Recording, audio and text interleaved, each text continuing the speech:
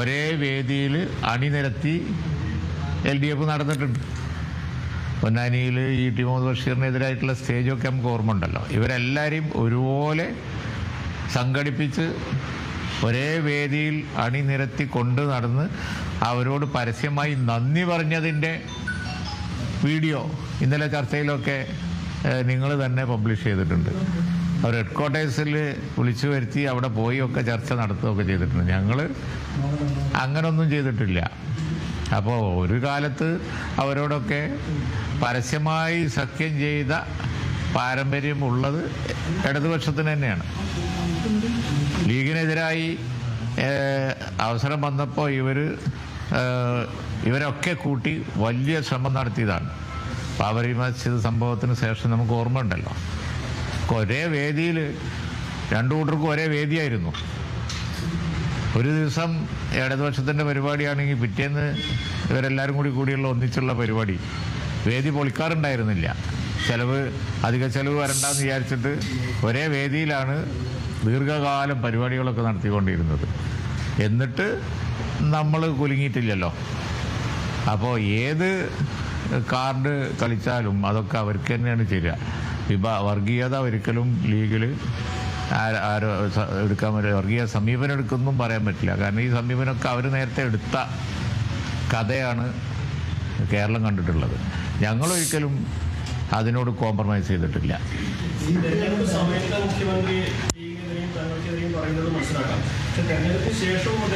അതാണ് ഞാൻ പറഞ്ഞത്.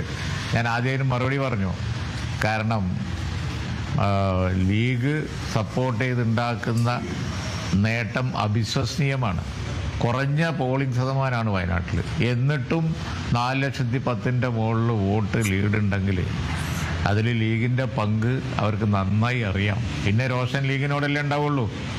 പാലക്കാട് ഇത്രയും വലിയ ഭൂരിപക്ഷം ഉണ്ടെങ്കിൽ ഞങ്ങളുടെ ശക്തികേന്ദ്രമായ പിരാരി പഞ്ചായത്തും അതുപോലെ തന്നെ പാലക്കാട് മുനിസിപ്പാലിറ്റിയിലൊക്കെ ഉണ്ടായ മുന്നേറ്റം അതിൻ്റെ പിന്നിൽ ലീഗാണ് എന്നുള്ളത് അവർക്കറിയാം. പിന്നെ രോഷത്തിന് കാരണം വേറെ അന്വേഷിക്കണം. പക്ഷേ രോഷപ്രകടനം വിഭാഗീയത സൃഷ്ടിക്കുന്ന രൂപത്തിലാവുമ്പോൾ കാലിൻ്റെ അടിയിൽ നിന്ന് മണ്ണ് പോകുന്നത് അവർക്കാണ്. 3-ാം സ്ഥാനത്താണ് വയനാട്ടിലെ പലയിടത്തും. BJPക്ക് പിറകു പോയി. അതാണ് എൻ്റെ പോയിന്റ്. ഞാൻ പറഞ്ഞു അത് CPM-ന്റെ ഒരു സ്ട്രാറ്റജിക്കൽ ചേഞ്ച് ആയിട്ട് തന്നെ കണ്ടുകൂടെ? കാരണം ലോക്സഭാ തെരഞ്ഞെടുപ്പിന് മുമ്പേ വരെ ലീഗിനെ വിമർശിക്കുന്നേ ഇല്ല, ഒരു തലോടലും ഉണ്ടായിരുന്നു. പക്ഷെ ഇപ്പോ ഈ SDPI ജമാഅത്തെ ഇസ്ലാമിന് ലീഗിനെ കണക്ട് ചെയ്തുകൊണ്ടാണ് വിമർശനം ഉണ്ടായത്. അപ്പോൾ ഒരു നയത്തിലൊരു മാറ്റം വന്നു. പുതിയ അതെ, അതിൽ വലിയ പുതുമയൊന്നുമില്ല. അത് പിന്നെ അവർ തീരുമാനിച്ചിട്ട് പ്രഖ്യാപിക്കലാണ് കാർഡ് ഏതാണെന്നുള്ളത്. അത് അങ്ങോട്ടും ആവാം ഇങ്ങോട്ടും ആവാം. കാർഡിൻ്റെ കാര്യം അങ്ങനെയാണല്ലോ. കഴിഞ്ഞ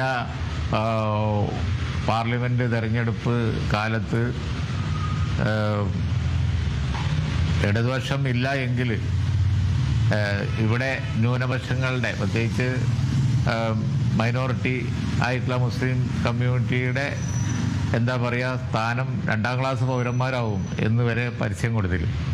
അപ്പോൾ കാർഡൊക്കെ അതാത് കാലത്ത് തരം പോലെ മാറ്റിക്കൊണ്ടിരിക്കും. അതിൽ പുതുമയൊന്നുമില്ല. പക്ഷേ എൻ്റെ പോയിന്റ് അത് ഇടതുപക്ഷത്തിന് നല്ലതല്ല എന്നുള്ളതാണ്. അവർ സ്വന്തം നേട്ടം പുരോഗമന രാഷ്ട്രീയവും പറയുന്നതായിരിക്കും നല്ലത് ഈ കാലഘട്ടത്തിൽ. അല്ലെങ്കിൽ ഇപ്പോൾ ത്രിപുരയിൽ കണ്ടില്ലേ, ബംഗാളിൽ കണ്ടില്ലേ, അതേപോലെയൊക്കെ വർഗീയ പ്രചരണം അധികം വന്നാൽ ആർക്കാണ് നേട്ടം ഉണ്ടാവുക എന്നുള്ളത് അവർ ചിന്തിക്കേണ്ട സമയമായി. ഇടതുപക്ഷം ഇപ്പോൾ പറയുന്നത് ഈ ഭരണവിരുദ്ധ വികാരം ഉണ്ടെന്ന് സ്ഥാപിക്കാൻ ഈ ഉപതെരഞ്ഞെടുപ്പ് കൊണ്ട് പറ്റിയിട്ടില്ല എന്ന്. കാരണം പാലക്കാടാണെങ്കിലും വലിയൊരു വോട്ട് ഷെയറിൽ അവർക്ക് നഷ്ടം ഉണ്ടായിട്ടില്ല. ചേലക്കരയാണെങ്കിൽ വിജയം നേടാൻ അവർക്കായി, രാഷ്ട്രീയ വിജയമാണെങ്കിൽ കോൺഗ്രസ് അവർക്ക്. അപ്പോൾ അങ്ങനെ ഒരു ഭരണവിരുദ്ധ വികാരം ഇല്ല എന്നാണ് ഈ തെരഞ്ഞെടുപ്പ് തെളിയിക്കുന്നത്. ഭരണവിരുദ്ധ വികാരം ഉണ്ടെന്ന് സ്പഷ്ടമായി തെളിയിക്കുന്ന ഒരു തെരഞ്ഞെടുപ്പാണിത്. പാലക്കാട് സ്പഷ്ടമാണ്, വയനാട് വളരെ ക്ലിയറാണ്. പക്ഷേ ചേലക്കര വെച്ചിട്ടാണ് അവർ പറയുന്നതെന്നുണ്ടെങ്കിൽ ചേലക്കര അവർക്ക് ഒരുപാട് നഷ്ടമുണ്ടായി. വോട്ട് കണ്ടമാനം കുറഞ്ഞു. കുറേ വോട്ട് UDFന് പോയി, കുറേ വോട്ട് പല സ്വതന്ത്രന്മാർക്കും പോയി, കുറേ വോട്ട് BJPക്ക് പോയി. അവിടെയും BJPക്ക് ഒരുപാട് വോട്ട് പോയി, അവരെ വോട്ട്. അപ്പോൾ വോട്ട് നഷ്ടം കണ്ടമാനമുണ്ട് ചേലക്കരയിൽ. അവർ തന്നെ അത് പരിശോധിക്കുക എന്നുള്ളത് ഇപ്പോൾ പറഞ്ഞിട്ടുണ്ടല്ലോ. അത് ഭരണവിരുദ്ധ വികാരത്തിൻ്റെ ലക്ഷണമാണ്. 100 സീറ്റ് UDF ജയിച്ചപ്പോഴും ജയിച്ച മണ്ഡലമാണ് ചേലക്കര. ആ ചേലക്കരയിൽ ഇത്രയും വലിയ വോട്ട് കുറയാന്നുണ്ടെങ്കിൽ ഭരണവിരുദ്ധ വികാരമുണ്ട് എന്ന് തന്നെ മനസ്സിലാക്കണം. ചന്ദ്രൻ പറഞ്ഞത് UDF സമയം ഇടതുപക്ഷത്തിന് മുന്നേറ്റം ഉണ്ടാക്കാൻ സാധിച്ചതെന്നാണ് ഇന്നലെ മുഖ്യമന്ത്രി പറഞ്ഞത്. ഇല്ല, ഇടതുപക്ഷത്തിന് മുന്നേറ്റം ഉണ്ടാക്കാൻ എവിടെയും സാധിച്ചിട്ടില്ല. വയനാട്ടിലെ സ്ഥിതിയാണ് ഞാൻ ഇപ്പോൾ പറഞ്ഞത്. ദയനീയമായ സ്ഥിതിയാണ്. BJPക്ക് പിറകിലാണ്. ഒരുപാട് ബൂത്തിൽ, ഒന്നും രണ്ടുമല്ല. പാലക്കാടും BJPക്ക് ഒരുപാട് പിറകിൽ പോയി. അതുപോലെ ചേലക്കരയിൽ 40,000-ഓളം ഭൂരിപക്ഷമുള്ളത് ഇത്രയും കുറഞ്ഞ ഭൂരിപക്ഷത്തിലേക്ക് വന്നു. പിന്നെ എവിടെ നേട്ടം? 100 സീറ്റ് UDF ജയിച്ചപ്പോഴും ജയിച്ച സീറ്റാണ് ചേലക്കര. പിന്നെ എവിടെ നേട്ടമില്ല. മാത്രമല്ല വലിയ തകർച്ചയുണ്ട് അവർക്ക്. പക്ഷെ ആ തകർച്ച സ്ഥലങ്ങളിൽ BJPക്കാണ് ഗുണമുണ്ടാക്കുന്നത്. അതിന് ഉദാഹരണമാണ് വയനാട്. UDFന് അവിടെ ഒക്കെ ശക്തമായ മുന്നേറ്റം തന്നെയാണ്. UDF 100% മതേതര കാഴ്ചപ്പാടോടുകൂടി കോൺഗ്രസിൻ്റെ നേതൃത്വത്തിൽ സ്ട്രോങ് സ്റ്റാൻഡ് എടുത്ത് പോകുന്നത് കൊണ്ടാണ് ജനങ്ങൾ അംഗീകരിക്കുന്നത്. ഈ തെരഞ്ഞെടുപ്പ് ഇത്തരത്തിൽ മുഖ്യമന്ത്രിയാണ് സിപിഎമ്മാണെങ്കിലും ഇത്തരത്തിലൊരു കാർഡ് ഇറക്കുന്നതിൻ്റെ പിന്നിലുള്ള താല്പര്യം എന്താണെന്ന് പറയുന്നത്? അത് വളരെ പ്രകടമല്ലേ. അവരെ വിശ്വാസം അതുകൊണ്ട് ഗുണം കിട്ടും എന്നാണ് ഞാനതാ പറഞ്ഞത്. ആ വിശ്വാസം അവരെ രക്ഷിക്കൂല. അവർക്ക് നഷ്ടമാണ് സംഭവിച്ചുകൊണ്ടിരിക്കുന്നത്. അറിയാതെ അവരെ വോട്ട് കുറഞ്ഞുകൊണ്ടിരിക്കുകയാണ്. ഇനിയും ഇപ്പോൾ മുനമ്പം വെച്ച് അവർ അത് നീട്ടിക്കൊണ്ടുപോയിട്ട് ചില പോളറൈസേഷൻ നടക്കുന്നത് അവർ കാണാതെ പോകുന്നുണ്ട്.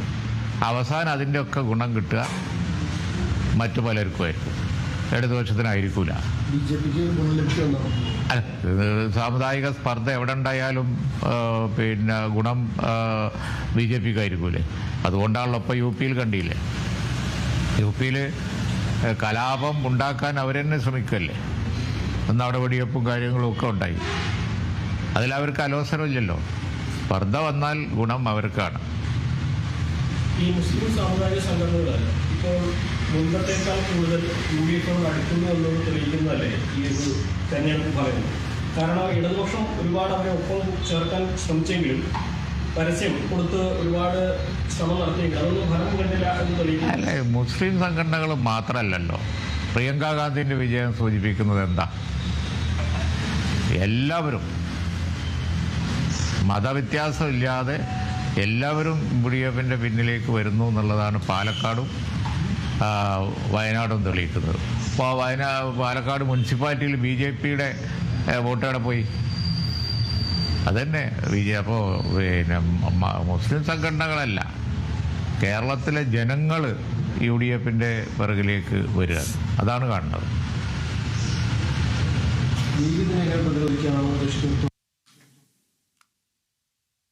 മുഖ്യമന്ത്രി ഇത്തരത്തിലെ വിമർശനങ്ങൾ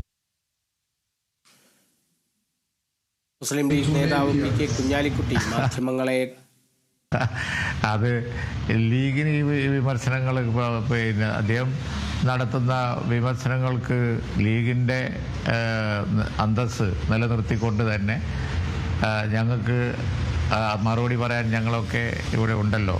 കാരണം മറുപടി ലീഗ് പറയുന്നുണ്ടല്ലോ അതാത് സന്ദർഭങ്ങളിൽ. നമുക്കറിയാലോ, ലീഗ് വമ്പിച്ച വിജയം ഉണ്ടാക്കുമ്പോൾ അതിൽ അവർക്ക് അലോസരം വരുമ്പോൾ അവർ പറയും. ഞങ്ങൾ വസ്തുതകൾ ചൂണ്ടിക്കാണിച്ച് മറുപടിയും പറയും. അതിലത്രേ ഉള്ളൂ, അല്ലാതെ വേറെ പ്രശ്നങ്ങളൊന്നുമില്ല. ഓക്കെ, ശരി.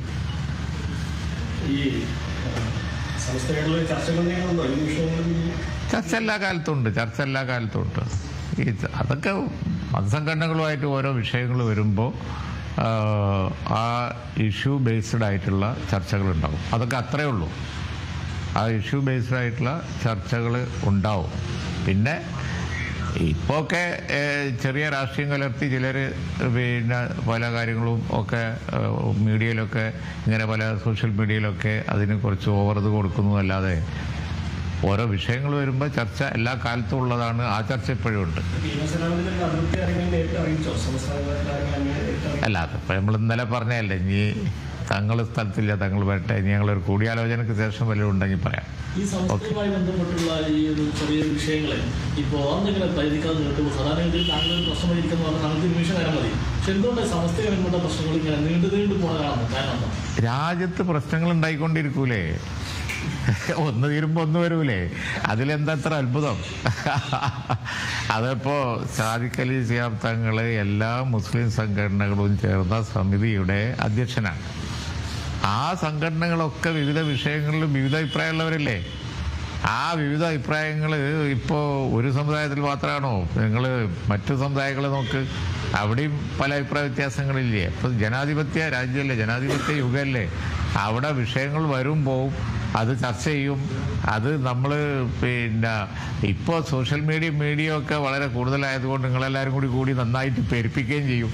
അതുകൊണ്ടുള്ള ചർച്ചയാണ്, അല്ലാതെ ഒന്നുമില്ല.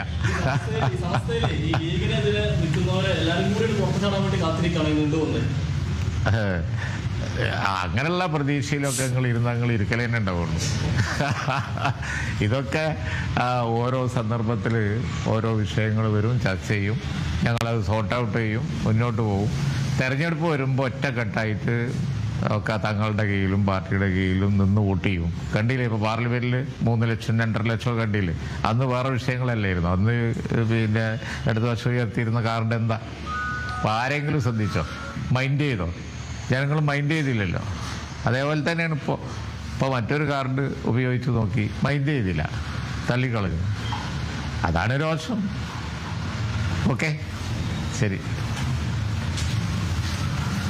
പി.കെ. കുഞ്ഞാലിക്കുട്ടി മാധ്യമങ്ങളെ കാണുകയായിരുന്നു. ഉപതെരഞ്ഞെടുപ്പിൽ UDFന്റെ വലിയ വിജയം നേടിയതിൻ്റെ ഒരു പശ്ചാത്തലത്തിൽ തന്നെയാണ്, അതിനെ സംബന്ധിച്ചുള്ള പ്രതികരണങ്ങൾ തന്നെയാണ് പി.കെ. കുഞ്ഞാലിക്കുട്ടിയും നടത്തിയിരിക്കുന്നത്. അതിൽ പ്രധാനമായും എടുത്തു പറയുന്നത് സംസ്ഥാനത്ത് ഭരണവിരുദ്ധ വികാരമുണ്ട് എന്ന് തന്നെ മുസ്ലിം ലീഗ് നേതാവ് പി.കെ. കുഞ്ഞാലിക്കുട്ടിയും വ്യക്തമാക്കുന്നു. അതേ സംബന്ധിച്ച് കുറേയേറെ ബൂത്തുകളിൽ LDF BJPയേക്കാളും പിന്നിൽ പോയി അതിൻ്റെ ആത്മരോഷം പ്രകടിപ്പിക്കുകയാണ് LDF അല്ലെങ്കിൽ ഇടതുമുന്നണി എന്നുള്ള തരത്തിൽ തന്നെയാണ് കുഞ്ഞാലിക്കുട്ടിയും പറഞ്ഞു വെക്കുന്നത്.